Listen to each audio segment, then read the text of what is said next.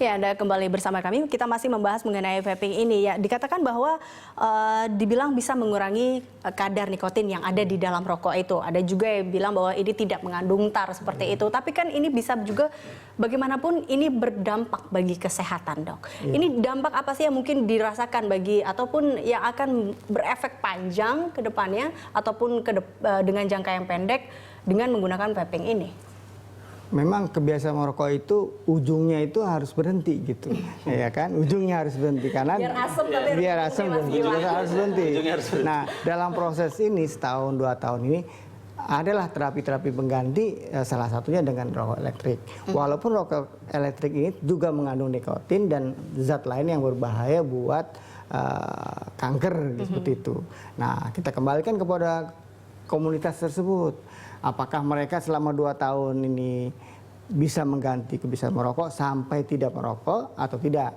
Kalau tetap terus tidak berhasil, ya lambat laun pasti akan merugikan kesehatan buat perokok sendiri. Gitu. Efek apa sih, Dok, yang akhirnya mungkin bisa dirasakan oleh si pengguna vaping ini sendiri? Apakah karena kita melihat bahwa di awal-awal merasa mual, pusing, dan apa sebenarnya? Asapnya itu ya.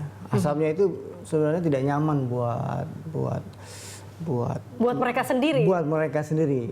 Oh, oke. Nah, tapi karena waktu yang dihabiskan dengan merokok pasif, merokok elektrik ini sangat panjang ya, misalnya sampai 10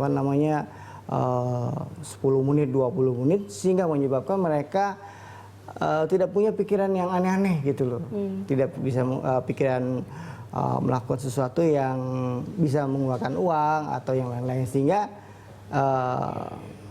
dampak itu lebih bagus daripada dia tidak kembali ke merokok tadi. Gitu. Oke, baik. Bagaimana dengan pembakaran yang menggunakan baterai? Ini juga berefekkah kepada kesehatan tubuh?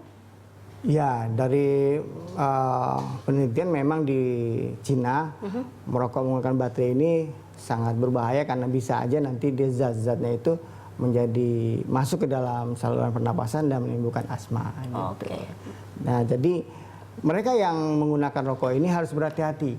Cobalah periksa diri sendiri, apakah kita mengandung penyakit paru, misalnya paru obstruktif, apakah kita ada penyakit jantung atau penyakit asma. Kalau ada penyakit tersebut, ya mendingan jangan aja. Jangan sama sekali atau berhenti lebih baik gitu ya. Oke, Mas Gilang, ini pernah nggak sih merasa pada saat awal Anda mencoba vaping ini yang dirasakan orang adalah mual atau pusing? Anda juga merasakan hal yang sama? Sebenarnya kalau tergantung pemakaiannya. Ketika kita sudah terlarut dalam memakai itu dalam waktu berjam-jam, ya mungkin pasti akan ada rasa sedikit pusing, pasti ada. Makanya itu tergantung kita memakainya aja. Jangan terlalu lama dan tahu batasnya aja. Nah, berarti ada durasinya. Ada durasinya. Itu durasinya tuh berapa lama sih? Kalau saya sendiri ngerasa pusing kalau udah terus-terusan 1 jam nggak berhenti, itu udah pusing pasti. Udah pusing. Jadi kalau Anda melihat bahwa ini nyandu juga nggak sih sama kayak rokok? Nyandu sebenarnya karena ini kan ada rasanya, pasti kan. Karena kan setahu saya nyandu itu kan kalau ada kadar tarnya atau nikotinnya. Ini kan hanya buah gitu ya, setahu saya ya. Cuman ketika saya memakai yang e-juice yang ada nikotinnya, ya mungkin itu saya agak nyandu di situ. Cuman kalau misalkan saya yang pakai yang buah-buah aja gitu, kayaknya mungkin enggak sih. Enggak? Kayaknya enggak. Apa sih yang Anda rasakan mungkin perbedaannya antara Anda merokok dengan rokok tembakau atau rokok biasa dengan vaping ini? Apa yang berbeda? Jelas rasanya beda gitu. Kalau kita pakai rokok tembakau kan kita begitu tarikan aja udah berasa banget di leher sakit. Karena itu asapnya asap dari tembakau kan. Kalau si vaping ini dia hanya seperti uap aja. Kayak membakar air, keluar uap. Jadi nggak ada sama sekali berat-beratnya gitu. Bahkan kita isap berkali-kali gitu, kayak sampai masuk ke dalam banget, kayaknya nggak berasa gitu.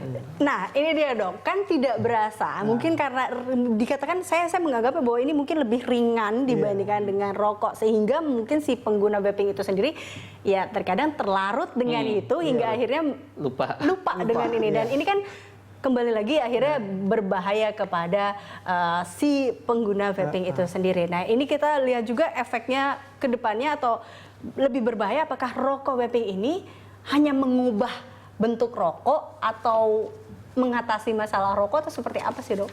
Sebenarnya rokok elektrik ini dari segi adiksi itu bagus juga gitu.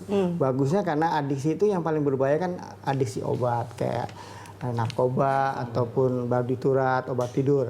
Atau adiksi yang kedua foto adiksi foto seksual gitu. Orang yang adiksi untuk melihat foto-foto. Nah, mereka yang termasuk dalam komunitas ini kan nggak begitu. Maksudnya tidak dalam 1 jam dia merokok. Saya juga sendiri sebagai dokter juga aneh ya. Dia mau mereka dalam komunitas itu berkumpul 10 orang rokok elektrik gitu ya. Sampai 1 jam. Kan bagus tuh. 1 jam mereka nggak ngapa-ngapain. Sebenarnya kalau ngerokoknya 1 jam rame-rame sendiri sih nggak apa-apa, asal jangan ganggu yang lain. Karena yang berbahaya adalah asap itu ketika dihisap oleh orang lain. Dan sama seperti halnya rokok pasif lah hingga akhirnya yang menjadi korbannya. Baik, kita akan lanjutkan pembicaraan ini. Pemirsa, usaha jeda berikut tetaplah bersama kami.